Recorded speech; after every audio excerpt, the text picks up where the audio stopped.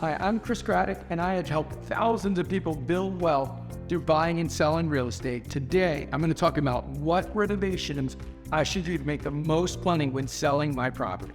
First, this is what you get with most real estate agents. They walk in and say, oh man, if you do all of this work, what's going to happen is you are going to make way more money. Well, what they're not talking about is what you keep, right? They're saying, hey, if you do this, you're going to sell for more money. But for me, because I got into real estate through flipping houses, what's more important than selling for the most money is keeping the most money. So let me share with you what I mean. If I put in $100,000 into my house and I make $101,000, that is not something I would want to do. But a real estate agent will say, oh, well, you stole for $100,000 more. That is not good advice. Here's what good advice says is, if you put in $100,000, can you make $200,000? If you put in $1,000, can you make $5,000, right? Because you see over and over, I mean, I'll give a perfect example. Here is the example, and I'm sorry if I hurt your feelings a little bit because you did this, but I'm gonna have to talk truth for a second. Windows. One of the worst things that you can spend money on, unless your windows are decrepit, I mean, you can't see out of them. What I would just say is this: windows are a place where you're going to spend $1 and you're going to get 50 cents back on that dollar, right? And a lot of real estate agents say, oh yeah, do the windows. Don't do the windows unless you are in a bad place. Your windows don't open, whatever. At that point, you kind of have to do the windows. But if the windows are just old, please don't spend money on your windows. Second, what we need to always think, so again, I'm just going to hit this one more time. I gotta beat the dead horse because it's so important. It's not about selling for the most money, it's about keeping the most money. And again, as somebody that flipped houses, that's what I was always thinking about, all right? Not selling for the most, keeping the most, right? And I think everybody would be in agreement with that, but you have to understand what gives you the best value for that. Now, here's something that a lot of people don't realize, is when the market is super hot, which we were in a super hot market and we're going back to a super hot market, you don't have to do nearly as much, right? When the market is cold, when the market is not in a good place, if you put a house that needs a lot of work on the market, it's gonna sit and it's gonna sit forever. So that's why a lot of house flippers could buy properties then, put money into it, and make a fortune. Right now, there's something that a lot of house flippers are doing. Instead of flipping properties, they're calling it wholetailing properties, which means they're literally just putting maybe a coat of paint on the property and maybe some new carpet, putting it back on the market, and they're making a ton of money because in a hot market, buyers will overlook all the flaws in the house. There's a few things that they don't want to overlook. If they see water damage, if they see foundation damage, buyers aren't going to overlook that. But all the major cosmetic stuff, they're going to overlook it and say, you know what? I'm competing with 5 other buyers. I can handle replacing carpet myself when I get it. They'll see through it. But that only happens in a hot market. But guess what? We're in a hot market again. You saw a little bit of a dip, but the market is coming back and we're seeing multiple offers on a lot of properties. So what does that mean for us? What are the things that I should look at where I'm going to get an ROI? And not like most agents will tell them to spend $1 and you get 50 cents back. I'm saying an ROI where you spend $1 and you get $3 back, $5 back. What I need you to understand is, and again, ROI, return on investment, right? So I spend this, I get this much as a return. So what I would say are this is what you need to look at. Number one, easiest fix, right? And this is the minor repairs, right? Let's say we're talking minor repairs first, and then we'll get into major repairs, right? So minor repairs, we're talking hardware. When you see the 1980s, 1990s, brass door handles, brass kitchen handles, those are so simple, so easy to fix. I mean, we're talking a few $100 and you can replace them throughout your house, and all of a sudden there's no more brass. When you see the brass lighting fixtures, you can go to Lowe's or Home Depot and buy a $20 light that is polished bronze, chrome, brushed nickel, Although brush nickel is starting to be a little bit out now, but still looks a lot better than the 1980s, right? You can put all of those things on and the house is going to look new. It's going to feel new.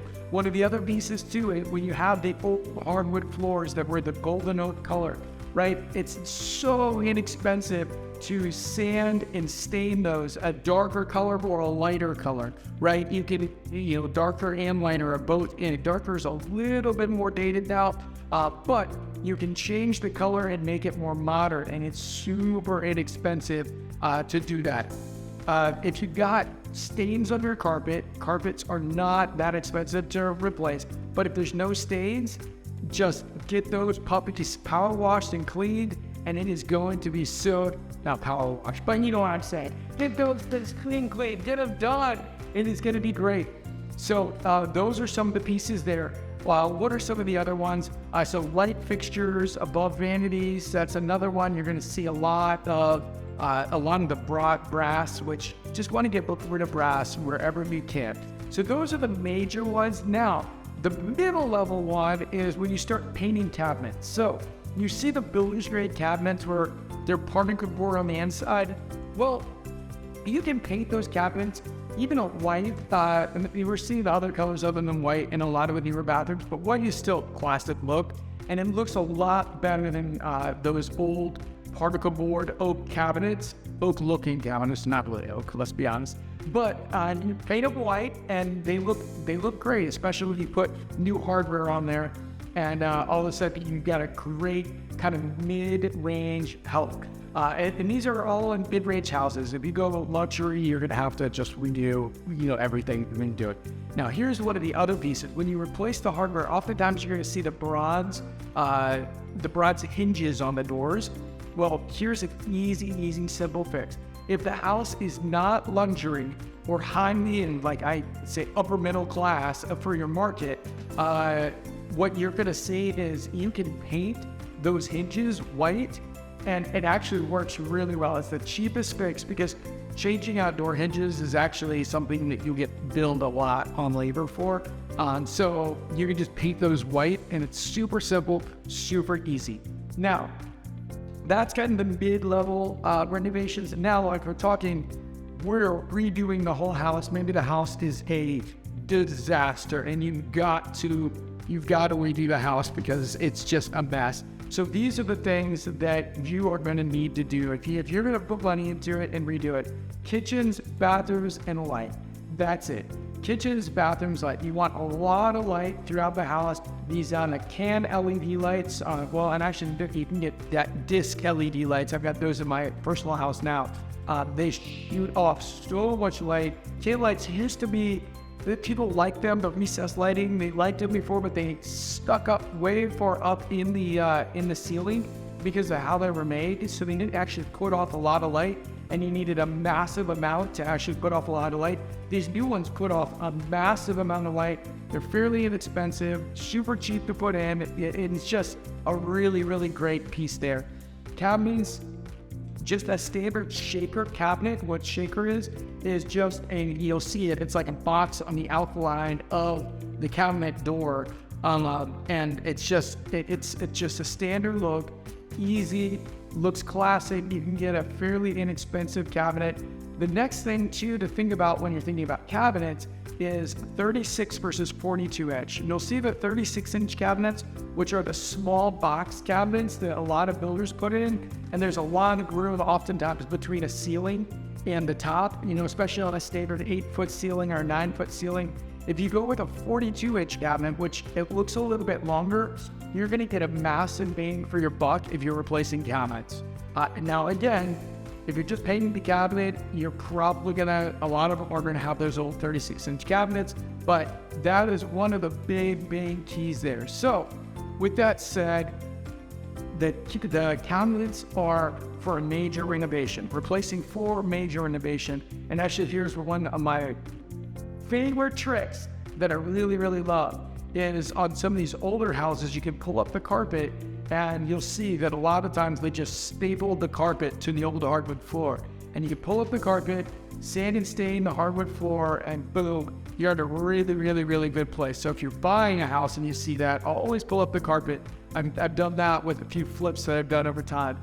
And if it's your personal house, definitely take up the carpet, sand and stain, a lot cheaper, easier, and bang for your buck is massive on that. So with that said, please be with me. It's not about selling for the most money. It's about keeping the most money. Please understand that. If you can understand these are the things that are going to help keep the most money, we're going to get the biggest ROI, bang for your buck, spend $1, get $3 back, spend $1, get $10 back.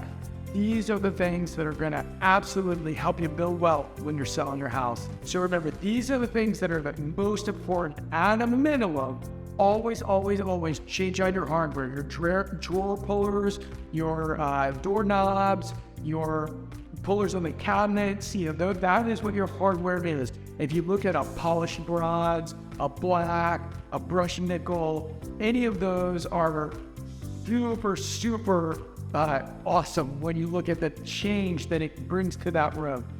Next, you're also just a fresh coat of paint, and actually white is in, the grays are still in somewhat, although it's moving back to a white and an off-white. So it's just a fresh coat of paint.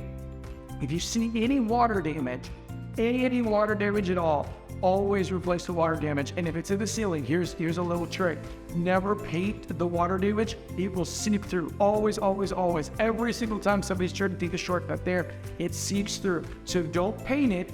Get someone to cut out the sheetrock, replace the sheetrock, and then paint over it. I'm telling you, it's a few $100, but buyers over and over again must say, oh, what's the water damage? And water damage scares buyers. Just think about the word mold. Even if there's no mold, that scares the heck out of people, and it will hurt your bottom line if they think there's even a possibility of mold. So get rid of all water damage there. So that's the basics. And then number 2, remember, we can paint cabinets to make them look a little bit more modern. And then number 3, a full bathroom renovation, kitchen renovation, light, and make that flooring really pop. You can sand and stain or put in a hardwood. Actually, I don't love hardwood if you're putting it in on mid-level property. Below luxury, you can get a good LVP, which is a luxury vinyl plank, and they look incredible. They're super durable, and these new ones look great. And the old ones, there was a massive difference. This new one looks great. So anything below the luxury market, you're going to be able to use LVP, and you're going to get a great bang for your buck. So remember, it's not about what you sell for, it's about what you keep. Okay, that is the most important thing. Think of yourself as a house flipper, and your house is the house you're flipping, right? So if you can do that, we're going to make the most money. You're going to be super happy with that. And when you do that, always make sure you're talking to somebody that understands what the best bang for your buck is going to be, so that you don't end up spending 10 grand on windows and you'll get $2,000 in return. Okay, so with that said, if this is helpful, please like, share, tell everybody about it. Tell us if there's anything you'd like us to talk about in the future. You'd love to do it, and post in the comments, subscribe, and boom, it'll be fun. See you next time.